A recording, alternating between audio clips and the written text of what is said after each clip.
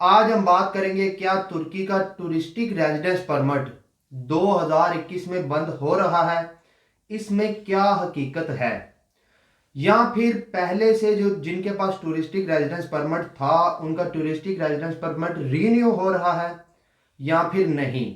इसी के साथ हम बात करेंगे कि कौन कौन से ममालिक के लोग टूरिस्टिक रेजिडेंस परमिट ले सकते हैं और कौन से ममालिक के लोग टूरिस्टिक रेजिडेंस परमिट नहीं ले सकते। टूरिस्टिक रेजिडेंस परमिट लेने के लिए बैंक स्टेटमेंट के अलावा आपको कौन कौन से डॉक्यूमेंट चाहिए। अगर आपने एक दफा टूरिस्टिक रेजिडेंस परमिट लिया हुआ है तो उसके बाद आप कौन सा रेजिडेंस परमिट ले सकते हैं और कैसे ले सकते हैं। हमारे साथ हैं अकबर साहब। अस्सलाम वालेकुम सर, क्या हाल है? वालेकुम अस्सलाम कलीमुल्लाह। मैं ठीक हूँ, आपका क्या हाल है? अल्हम्दुलिल्लाह सर, मैं ठीक हूँ। सर आप हमें ये बताएं कि 2021 में क्या टूरिस्टिक रेजिडेंस परमिट बंद हो रहा है, ये बात हकीकत है या नहीं? जी कलीमुल्लाह, बहुत अहम टॉपिक है और बिल्कुल सर। हमारे भाई जो है इस हवाले से जानना चाहते हैं। बहुत ज़्यादा लोग जो है इस हवाले से परेशान भी हैं। तो हम आपके लिए बिल्कुल जेन्युइन वेरीफाइड इंफॉर्मेशन लेकर आए हैं। सबसे पहले तो आप लोगों को ये जानने की ज़रूरत है कि टूरिस्टिक रेजिडेंस परमिट टर्की बंद नहीं कर रहा। 2021 में टूरिस्टिक रेजिडेंस परमिट बंद नहीं हो रहा। चेंजेस आई हैं। चेंजेस क्या आई हैं, तब्दीलियां क्या आई हैं, ये समझने की ज़रूरत है। ऐसे लोग जो पहले टर्की आ चुके हैं और आकर पहले टर्की से टूरिस्टिक रेजिडेंस परमिट 2019 में ले चुके हैं और वो वापस चले गए या वो रिन्यू करवाना चाहते हैं, तो टर्की ने ये कानून बनाया क्योंकि बहुत से फॉरनर्स, आप समझें कि डेली 20,000 फॉरनर डेली बेसिस पर टूरिस्टिक रेजिडेंस परमिट अप्लाई करता है और टूरिस्टिक रेजिडेंस परमिट पे बिजनेस करने की या कोई भी जॉब करने की, काम करने की इजाज़त नहीं होती। लोग क्या करते हैं कि इन्होंने बिग वायलेशंस की, हालांकि टर्की के कानून में ये लिखा हुआ है कि जो रेजिडेंस परमिट जिस पर्पज़ के लिए इशू किया गया है वो उसी पर्पज़ के लिए यूज़ होगा। अगर आप टूरिस्टिक रेजिडेंस परमिट ले रहे हैं तो इस पे सिर्फ रहने की इजाज़त है। आप टर्की में रह सकते हैं लेकिन बिजनेस नहीं कर सकते, जॉब नहीं कर सकते। तो लोग क्या करते हैं कि वो टूरिस्टिक रेजिडेंस परमिट लेकर जॉब शुरू कर देते हैं या फिर अपना बिजनेस करना शुरू कर देते हैं। तो उन्होंने टूरिस्टिक रेजिडेंस परमिट की ग्रॉस वायलेशन, यानी कि बड़े पैमाने पर वायलेशन की गई। जितने भी 100% जो फॉरेनर रहते हैं उनमें से 98% फॉरेनर्स, 99 भी कहूँ तो गलत नहीं होगा कि 98 to 99% foreigners touristic residence permit लेकर टर्की में जॉब कर रहे हैं और या वो टर्की में अपना बिजनेस कर रहे हैं। तो गवर्नमेंट ने इसकी बड़े पैमाने पर वायलेशन देखी और इस वायलेशन को मद्देनज़र रखते हुए ऐसे ममालिक के लोग जो इस एक्टिविटी में इन्वॉल्व थे उनके ऊपर उन्होंने पाबंदी लगा दी कि जो एक दफ़ा टूरिस्टिक रेजिडेंस परमिट ले लेगा 1 साल का, उसको दोबारा रिन्यू नहीं किया जाएगा। हालांकि पहले भी ये टर्की के कानून में नहीं है, वो पाबंद नहीं है इसको रिन्यू करने के, क्योंकि जस्ट ये एक टूरिस्ट वीज़ा है जो 1 साल का लॉन्ग स्टे के लिए आपको दिया जाता है। इसमें काम करने की इजाज़त नहीं होती, बिजनेस की इजाज़त नहीं होती, जॉब की इजाज़त नहीं होती, आप सिर्फ रह सकते हैं। अब हुआ क्या कि बहुत से लोग इंडिया से, पाकिस्तान से, बांग्लादेश से या मुख्तलिफ ममालिक से आए और उन्होंने आके टूरिस्टिक रेजिडेंस परमिट लिया और टूरिस्टिक रेजिडेंस परमिट लेकर उन्होंने जॉब करना शुरू कर दी, बिजनेस बना लिए, शॉप्स बना ली और इस तरह से वो काम करने। तो ये एक बहुत बड़ी वायलेशन थी जो गवर्नमेंट ने, जो टर्किश गवर्नमेंट ने जिसको महसूस किया और उन्होंने पाबंदी लगा दी कि अब 2021 से ये होगा कि ऐसे लोगों का टूरिस्टिक रेजिडेंस परमिट रीन्यू नहीं होगा।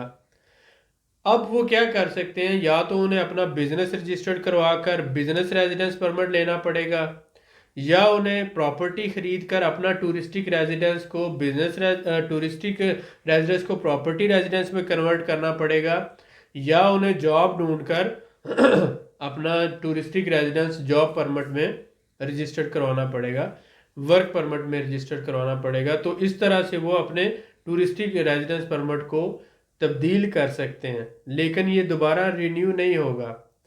यहाँ पर जो एक बात मैं आपको क्लियर करना चाहता हूँ कि अगर आप पहले टर्की नहीं आए, पहली दफ़ा टर्की आ रहे हैं और आपने पहले ज़िंदगी में कभी टूरिस्टिक रेजिडेंस परमिट यानी 2019 में 2018 में आपने अप्लाई नहीं किया और नहीं लिया, क्योंकि आप सिस्टम में नहीं होंगे, आपने पहले नहीं लिया होगा, तो आप फर्स्ट टाइम अप्लाई कर रहे होंगे तो आपको पहली दफ़ा मिलेगा।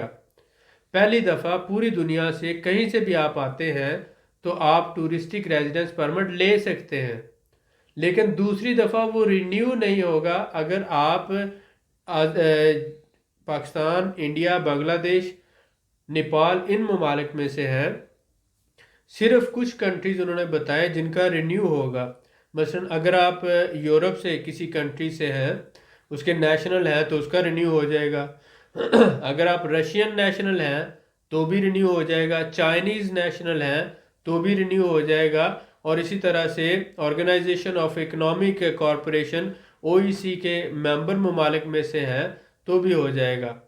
तो यूरोप, रशिया, चाइना और ओईसी के जो कंट्रीज़ हैं उनका रिन्यू होगा, लेकिन जो एशियन कंट्रीज़ हैं मोस्टली पाकिस्तान, इंडिया, बांग्लादेश, श्रीलंका, इन ममालिक से जो लोग आते हैं इनका 1 साल के बाद दूसरी दफ़ा रिन्यू नहीं होगा।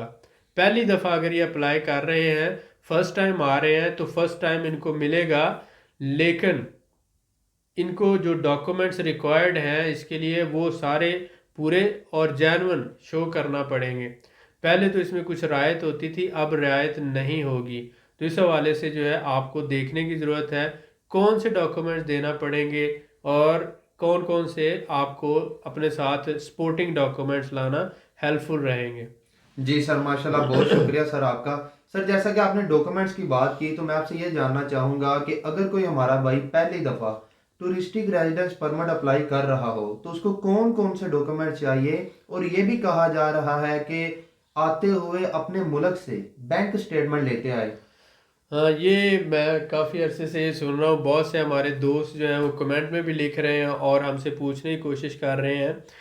देखें, टर्की की जो रिक्वायरमेंट है टूरिस्टिक रेजिडेंस के हवाले से, ये 5 मेन डॉक्यूमेंट्स हैं जो उनको चाहिए। 5 आप मेन डॉक्यूमेंट्स ज़हन में रख लें।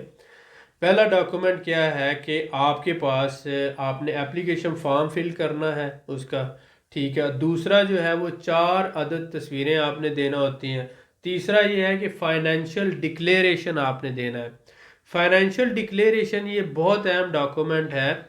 इसमें क्या होता है कि आपने ये बताना है कि अगर मैं 12 महीने टर्की में रहता हूँ तो मेरे पास इतने फंड्स मौजूद हैं कि मैं अपना ख़र्चा बर्दाश्त कर सकता हूँ, मैं घर का किराया दे सकता हूँ, मेरे पास फूड के लिए और ट्रैवल के लिए एक्सपेंसेस मौजूद हैं।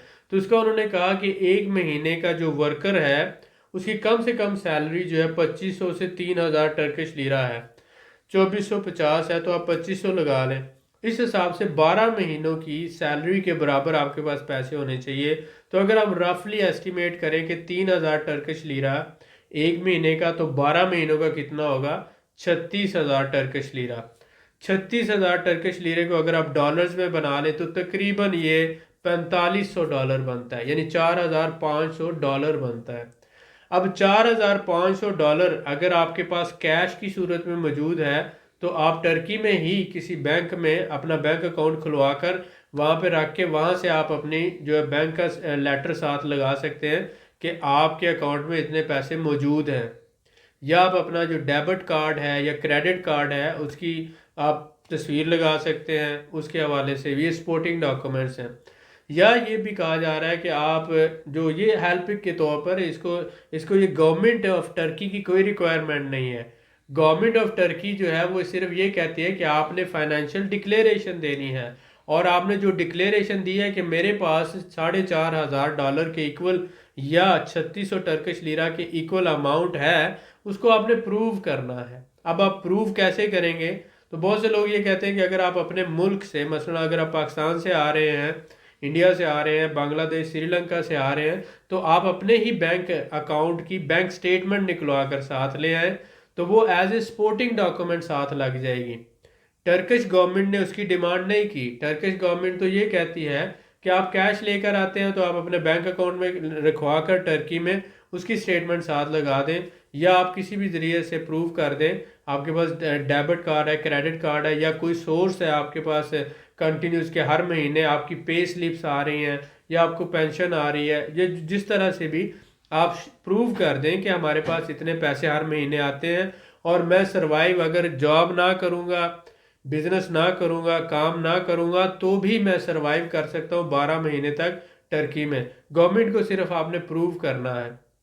तो ये जो फाइनेंशियल डिक्लेरेशन है उसके सपोर्टिंग डॉक्यूमेंट्स के तौर पर आप अपना बैंक अकाउंट का जो बैंक स्टेटमेंट लगा सकते हैं। कैश है आपके पास तो आप उसे अपने टर्की में बैंक अकाउंट खुलवा कर वहाँ से जो लेटर लेकर वो साथ लगा सकते हैं। क्रेडिट कार्ड, डेबिट कार्ड वगैरह का जो है वो आप लगा सकते हैं, या फिर जो आपके पास से कोई सैलरी स्लिप्स वगैरह हैं या पेंशन के हवाले से है तो वो आप लगा सकते हैं। कोई भी सपोर्टिंग डॉक्यूमेंट जो ये शो करे कि महीने का आपके पास $300-400 आ रहा है, तो इस तरह से क्या होगा कि वो आपको आसानी से मिल जाएगा टूरिस्टिक रेजिडेंस। पांचवा जो इम्पोर्टेंट डॉक्यूमेंट था वैलिड हेल्थ इंश्योरेंस है। तो आपको जो सबसे अहम आ जाता है, और छठा इसी तरह से आपका जिस जगह पे आपने रहना है वो रेजिडेंस जो है उसका कॉन्ट्रैक्ट आपने लगाना होता है। तो जो सबसे अहम ये 4 से 5 डॉक्यूमेंट्स हैं, रेजिडेंस कॉन्ट्रैक्ट जो आपने घर किराए पे लिया हुआ है, रेंटल कॉन्ट्रैक्ट उसके मालिक का जो डॉक्यूमेंट वो, और रेंटल कॉन्ट्रैक्ट। तो इसी तरह से आपने देखा कि हमने रेंटल कॉन्ट्रैक्ट की बात की, हमने हेल्थ इंश्योरेंस की बात की, हमने फाइनेंशियल स्टेटमेंट की बात की, फाइनेंशियल डिक्लेरेशन के हवाले से, और इसके साथ साथ एप्लीकेशन फॉर्म और पिक्चर्स हैं, और साथ आपको कोई मोबाइल नंबर या कांटेक्ट देना होता है कि आपको अगर कोई इमिग्रेशन से अप्रोच करना चाहे तो आपको अप्रोच कर सकता है। तो ये 5 डॉक्यूमेंट्स मैंने आपको बताया, ये ज़्यादा अहम होते हैं। एप्लीकेशन फॉर्म और फ़ोटोज़, और उसके साथ आप ले लेते हैं ये फाइनेंशियल डिक्लेरेशन, उसके साथ आप रेंटल एग्रीमेंट, घरेलू आपका जो घर का रेजिडेंशियल है उसके हवाले से, और साथ ही साथ आप ले लेते हैं अपनी हेल्थ इंश्योरेंस। तो ये सारे डॉक्यूमेंट्स हैं, ये अगर आप साथ लगा देते हैं तो आपको आसानी से टूरिस्टिक रेजिडेंस मिल जाएगा। लेकिन ये एक दफ़ा मिलेगा, एक दफ़ा के बाद रिन्यू नहीं होगा।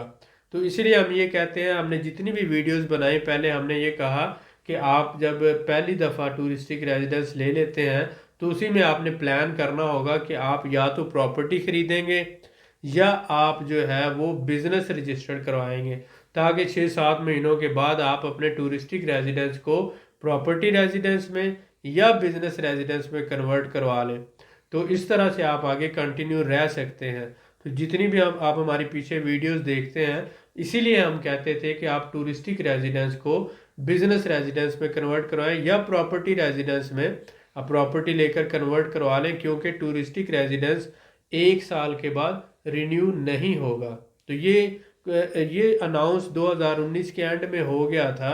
2020 में इस पे एप्लीकेशन होना थी, लेकिन अप्लाई इसलिए नहीं हुआ कोरोना की वजह से। अब 2021 में स्ट्रिक्टली इसके ऊपर जो है वो अप्लाई किया जाएगा, और कुछ कंट्रीज़ जो हैं उनको तो ये अलाउ है, लेकिन बहुत से कंट्रीज़ को अलाउ नहीं होगा। उसकी वजह मैंने आपको बताई कि एक ग्रॉस वायलेशन थी, इसके ऊपर वो बिज़नेस कर रहे थे, इसके ऊपर जॉब कर रहे थे। इसी वजह से गवर्नमेंट ने ये कहा कि अब ये रिन्यू नहीं किया जाएगा, रिन्यूअल की एप्लीकेशन एक्सेप्ट नहीं की जाएगी। तो लोगों ने ये शोर मचाना शुरू कर दिया कि अब मिलेगा ही नहीं। डेफिनेटली जिनको पिछले 10-15 साल में मिल रहा था और 5 साल में या 8 साल में वो रह रहे थे, उनके लिए तो बहुत बड़ा इशू है। लेकिन अगर आप पहली दफ़ा टर्की आ रहे हैं और आपने पहली दफ़ा ही लेना है तो आपको फर्स्ट ईयर मिल जाता है, उसका कोई इशू नहीं। जी सर, माशाल्लाह, बहुत शुक्रिया सर आपका। सर मैं आपसे ये जानना चाहूँगा कि जैसा कि आपने जिक्र किया कि पहली दफ़ा अगर किसी ने टूरिस्टिक रेजिडेंस परमिट लिया है तो उसको रिन्यू नहीं किया जाता साल के बाद, तो बिजनेस रेजिडेंस लेने के लिए क्या तरीकाकार है और वो कैसे ले सकते हैं? देखें, अगर आप फर्स्ट टाइम टूरिस्टिक रेजिडेंस लेते हैं, जी सर। आपके पास 1 साल का टूरिस्टिक रेजिडेंस है, उसके बाद आप बिजनेस कंपनी रजिस्टर्ड करवाते हैं, और रजिस्टर्ड करवाने के बाद वो कंपनी जिसका 1 लाख टर्किश लीरा कैपिटल हो, उसका 25,000 बैंक में डिपॉजिट करवाना है, 5 वर्कर शो करने हैं, और बिजनेस सेटअप आपने शो करना है, सही हो तो गया सर। आपको बिजनेस रेजिडेंस मिल जाएगा। दूसरा रास्ता ये है कि आप 20,000 से $25,000 की प्रॉपर्टी खरीद कर प्रॉपर्टी रेजिडेंस में इसको कन्वर्ट करवा सकते हैं। सही हो गया सर। तीसरा रास्ता कुछ लोगों के लिए, वो एज ए स्टूडेंट जो है वो लैंग्वेज कोर्स या इसमें दाखला लेकर वो भी कर सकते हैं। जी सर। ठीक है। चौथा रास्ता भी है कि आप शादी कर लें टर्की में, अपने टूरिस्टिक रेजिडेंस को आप कन्वर्ट करवा लें स्पाउस रेजिडेंस में। जबरदस्त हो गया सर, जी माशाल्लाह, बहुत शुक्रिया सर आपका। बहुत सर मैं शुक्रिया। आपसे ये जानना चाहूंगा कि जैसा कि आपने बात की टूरिस्टिक रेजिडेंस परमिट की, तो इसमें जो तब्दीलियां आई हैं इसकी क्या वजूहात है? तब्दीलियों की वजूहात जैसा कि मैंने एक्सप्लेन किया कि टूरिस्टिक रेजिडेंस परमिट बेसिकली लोगों के लिए एक सहूलत थी जी कि सर। ये लोग जो आते हैं लॉन्ग टाइम टर्की में रहना चाहते हैं, 3 महीने, 4 महीने, 6 महीने, या फिर आकर रहना चाहते हैं 2-4 महीने, वापस जाना चाहते हैं, फिर आना चाहते हैं, जी सर। उनको बार बार वीज़ा ना लेना पड़े, जब चाहे वो टर्की में विजिट करने के लिए आ सकें, टर्की में लॉन्ग टर्म रह सकें, 3 महीनों से ज़्यादा रहना चाहते हैं, 5 या 6 महीने, तो उनके लिए प्रॉब्लम ना हो। जी सर। ये सिर्फ था कि आपके रहने के लिए। यहाँ पर इस रेजिडेंस परमिट में क्लियरली लिखा हुआ है कि आप जॉब नहीं कर सकते, आप बिजनेस नहीं कर सकते, कोई भी फाइनेंशियल एक्टिविटी नहीं कर सकते। बिल्कुल ठीक हो ये गया सिर्फ सर। विजिट करने के लिए है और रहने के लिए है। लेकिन लोगों ने क्या किया कि टूरिस्टिक रेजिडेंस परमिट लेकर बिजनेस खोल लिए, दुकानें खोल ली, और साथ साथ उन्होंने जॉब्स करना शुरू कर दी। ठीक है। सही तो हो गया इस सर। वजह से जब गवर्नमेंट ने ये देखा कि इसकी वायलेशन हो रही है बड़े पैमाने पर, और जिन ममालिक के शहरी ये कर रहे थे उन पे उन्होंने पाबंदी लगा दी। जी सर, बिल्कुल ठीक हो गया, बहुत शुक्रिया। पाबंदी ये लगाई है कि 1 साल के बाद दोबारा नहीं मिलेगा। ये नहीं लगाई कि उनको पहली दफ़ा ही नहीं देना। जी पहली सर। दफ़ा आप पाकिस्तान से आते हैं, इंडिया से आते हैं, कहीं से भी आते हैं, अगर आपने पहले कभी नहीं लिया टर्की का रेजिडेंस परमिट, तो आपको मिलेगा 1 साल का। जी सर। दूसरी दफ़ा आपको नहीं मिलेगा। तो इसलिए जो 1 साल का मिलता है, तो उसी पहले 5-6 महीनों में ही आप अपना जो है उसको कन्वर्ट करवा लें रेजिडेंस में, प्रॉपर्टी में या बिजनेस में, अगर तो आप टर्की में रहना चाहते हैं। ये 5-6 महीने एक लंबा अरसा होता है डिसाइड करने के लिए। तो आप बेटर डिसाइड कर सकते हैं कि इस दौरान आपने रहना है या नहीं रहना। अगर नहीं रहना तो आप वापस चले जाएं, अगर रहना है तो इसको कन्वर्ट करवा लें। जी सर, बिल्कुल ठीक हो गया, बहुत शुक्रिया।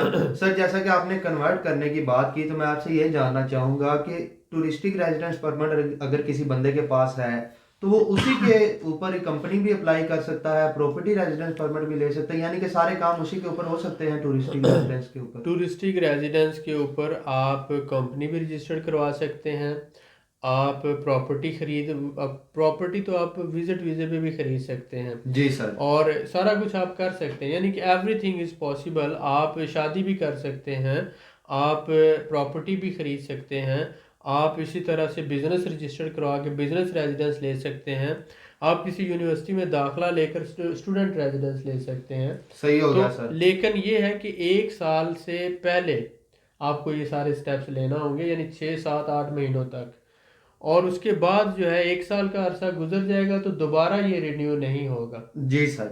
जी जी। बिल्कुल ठीक हो गया सर, बहुत शुक्रिया। सर मैं आपसे ये जानना चाहूँगा कि अगर कोई हमारा भाई पाकिस्तान से बिजनेस रेजिडेंस परमिट पे तुर्की आता है, बिजनेस रेजिडेंस परमिट नहीं, सॉरी, बिजनेस वीजे पे तुर्की आता है, तो क्या वो वहां पे आके टूरिस्टिक रेजिडेंस परमिट ले सकता है?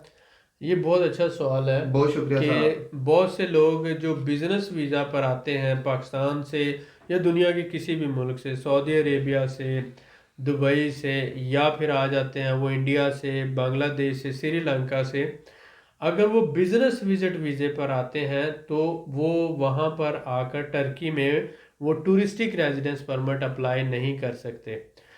अगर वो टूरिस्ट वीज़े पर आएंगे तो टूरिस्टिक रेजिडेंस परमिट अप्लाई कर सकते हैं।